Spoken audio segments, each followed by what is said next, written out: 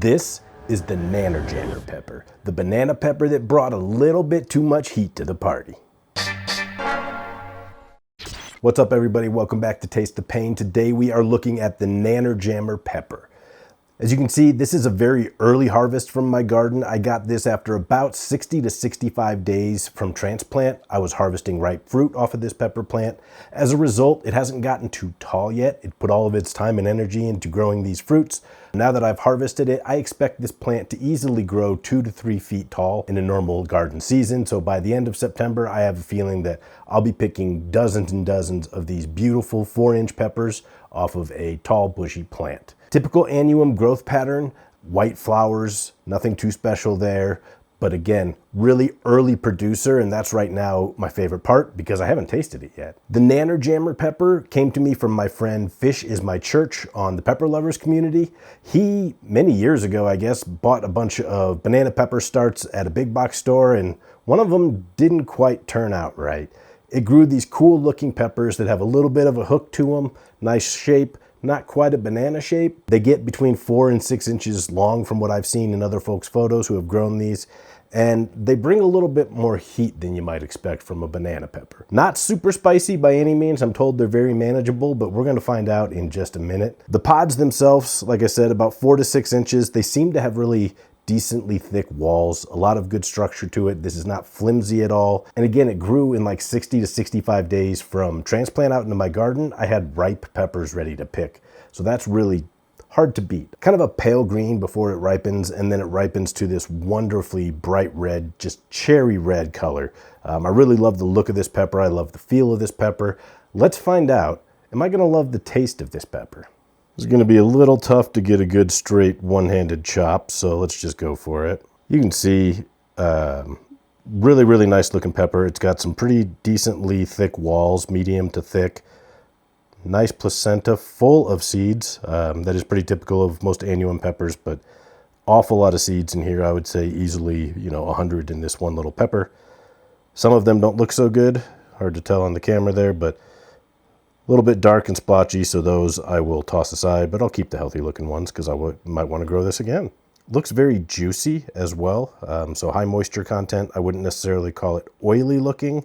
The placenta itself looks a little bit dry compared to some of the super hots that you might see that are just cranking out capsaicin oil.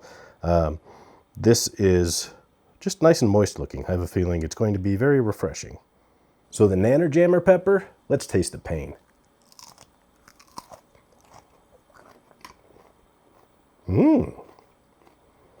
Okay. Wow. So, I'm going to talk with my mouth full, because I'm rude. The flavor on the Nannerjammer is instantly sweet. Really nice flavor too. Not quite the same as like a red bell pepper kind of sweet. Much more like the sweetness you get from a red cayenne or a red serrano. So it's got a little bit of that pepper floralness with a nice smoky, sweet aftertaste. Like immediately though, just a burst of sweet, a little floralness, and then a really nice sweet aftertaste. Big fan of that flavor. Heat is there. There is maybe about half as hot as a jalapeno, or pretty close to what is these days a typical grocery store jalapeno, supermarket jalapeno. So I would guess a couple thousand Scoville heat units, not much more than that. But really incredible flavor, very crunchy, and nice texture too, right? It was, hopefully you can hear how crunchy that is. Just awesome. Perfect balance of that sweet flavor with just enough heat to make you know it's there, but not hurt you.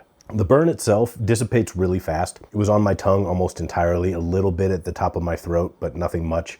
Didn't notice it on the swallow. I don't feel it in my belly, so really a pleasant burn, approachable for pretty much anybody, especially if you end up like cooking those or adding them to food. That'll dissipate any of that heat. They're just gonna have that great sweet flavor.